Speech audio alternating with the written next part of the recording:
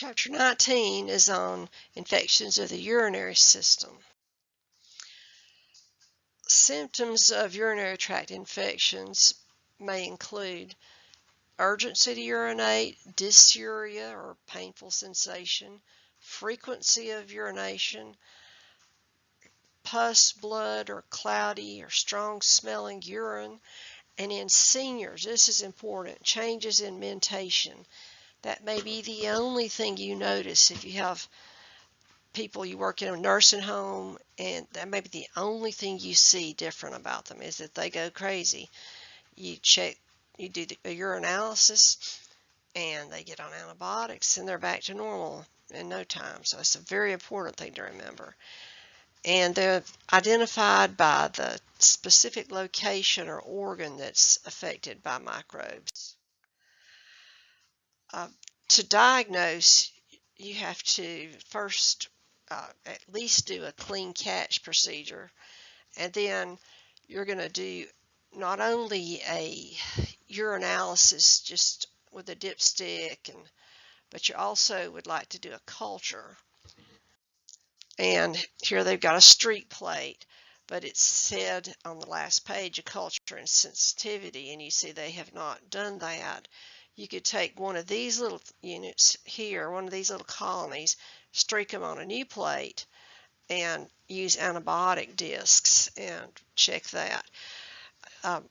Most physicians don't start out that way unless someone has been having repeated infections. They just treat them. Urethritis, it's limited to the urethra, and that would certainly be good if one could catch it then. E. coli is the most common, chlamydia, mycoplasma, trichomonas vaginalis, enterococci, and candida albicans, just a plain old yeast infection, can become a urethritis. So you treat that with antibiotics, and it's gotten worse, not better. A common source for hospitalized patients is a urinary catheter. And if someone has to have one in for a long time, they're probably going to get urethritis and a cystitis, and it could get worse. Cystitis is infection of the bladder. Usually it's E. coli. The bacteria travels up the urethra, maybe through a catheter, into the bladder, and you have inflammation, and untreated it could continue on up into the kidneys and cause serious problems. Now your average layperson will say, I got a kidney infection. They mean a cystitis, a bladder infection, because they don't know the difference. But treatment involves generally drinking water to improve urinary drainage. Now I had one physician that was giving a talk said, don't just flood the water too much or you'll wash out all your antibiotics. But a dehydrated patient is not going to get over a urinary tract infection very well. Pyelonephritis is actually the kidneys are infected. This can cause extensive and permanent damage, and 80% are due to E. coli. And there's many ways one can get this. I actually had a former student that came and told her tale to class about going to a rock concert at a big lake, and it was really hot, and everybody was out in the lake and floats and boats and just try to stay cool, and there were hundreds and hundreds and hundreds of people, probably thousands, in that lake, all crowded in together, and she ended up getting a severe pyelonephritis, and the doctor assumed that it went from being in that nasty water with all those people drinking large quantities of beer, so they no doubt were using the lake, that it went up the urethra, the bacteria did, up the urethra, into the bladder, and then into the kidneys. And she was in the hospital for a little while, but she got better. Leptospirosis is another cause of urinary tract infections. Don't think it's terribly common. Reservoir dogs, cats, especially rats and mice, and contact with urine contaminated water. This says skin or mucosal contact, but generally it's going to require drinking that water. So don't drink out of the creek where the rats have gone wee. Many cases are asymptomatic as well. And I think we vaccinate dogs for leptospirosis, but I have seen, I think, 2 cases that they were with the same family actually diagnosed with leptospirosis in my entire career. We'd vaccinate them, most of them. Glomerulonephritis, also known as Bright's disease, is inflammation and damage to the glomeruli of the kidneys. And this is an immune complex, usually follows an oral streptococcal infection, possibly a viral infection. So you're getting an immune system, basically an antibody antigen complex that gets caught in the glomeruli and damages them. This could cause permanent damage to the kidneys and can kill you. Risk factors for urinary tract infections: diabetes. Sugary urine is very conducive to the growth of bacteria. They like that. And patients, the bacteria like the sugar. Patients that have to have catheters in all the time, they're just set wide open for urinary tract infections. Children and infants that have abnormalities of the urinary tract are apt to have problems with urinary tract infections. And I'm sure if you don't change their diapers regularly, just having a dirty diaper is going to lead to urinary tract infection, especially with little girls. Women much more likely to get urinary tract infections than men because the urethra is close to the anus and the germs don't have far to go.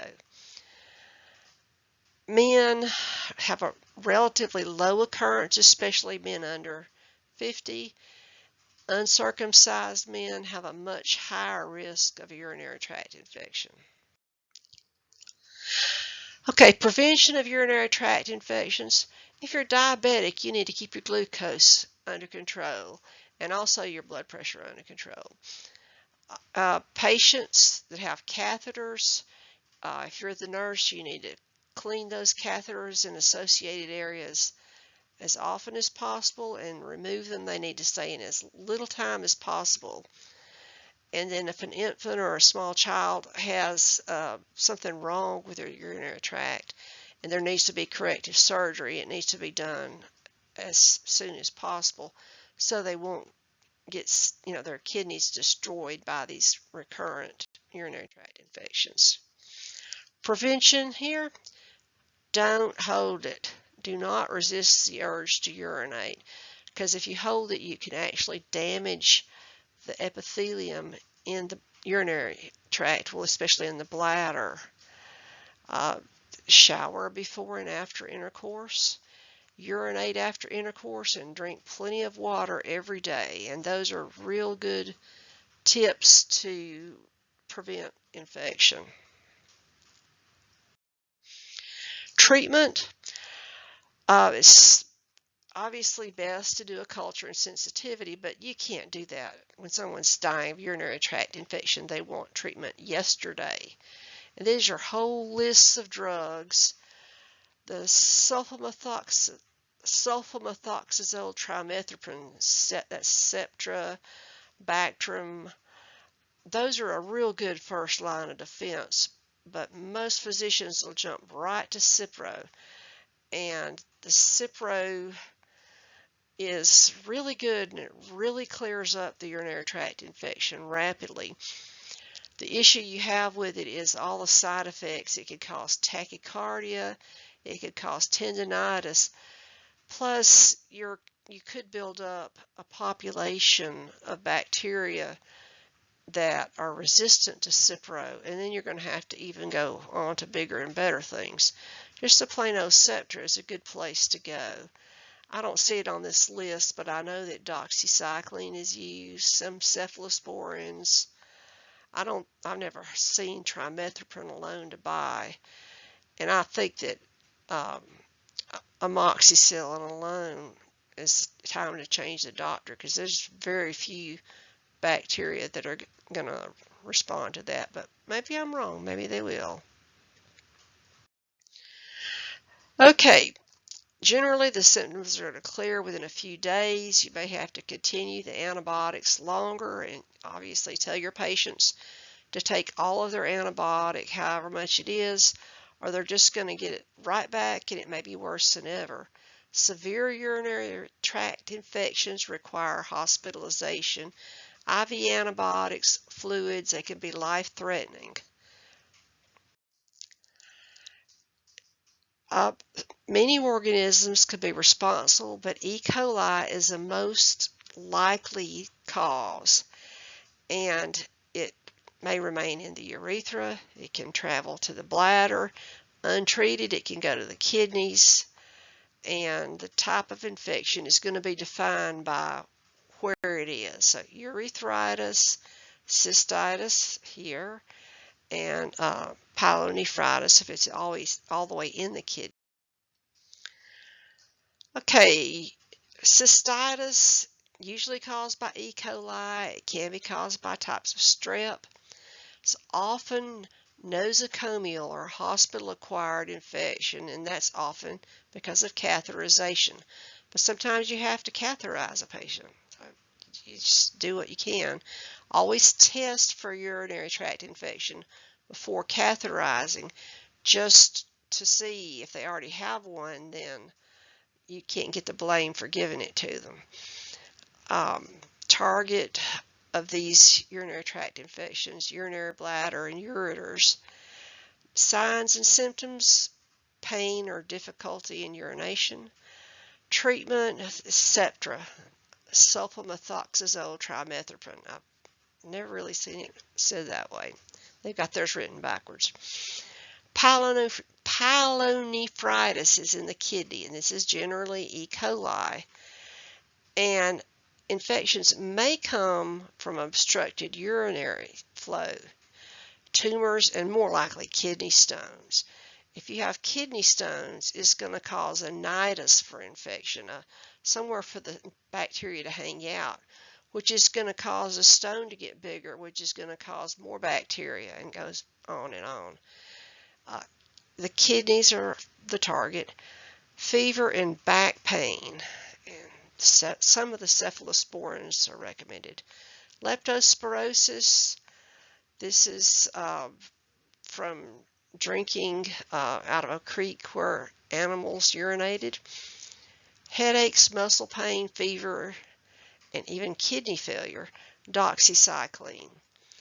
The 2 dogs that I saw had ulcers all in their mouth, and they were both going into renal failure. And we put them on IV antibiotics, and I think they lived for a while, but with already in renal failure, I doubt they lived to an old age, because we really don't have dialysis centers for dogs. If you have a cat that needs a kidney transplant, they will do it at UGA, but you go with one sick cat, you come home with a sick cat and a healthy cat that donated the kidney, because they have a policy they won't kill a healthy cat to save an unhealthy one, which I think is pretty cool. Other causes: viral, fungal, and parasitic infections. Viral, polymyxovirus, JC and BK, cytomegalovirus, some of the adenoviruses. Fungal infections: Candida is certainly one that could cause it.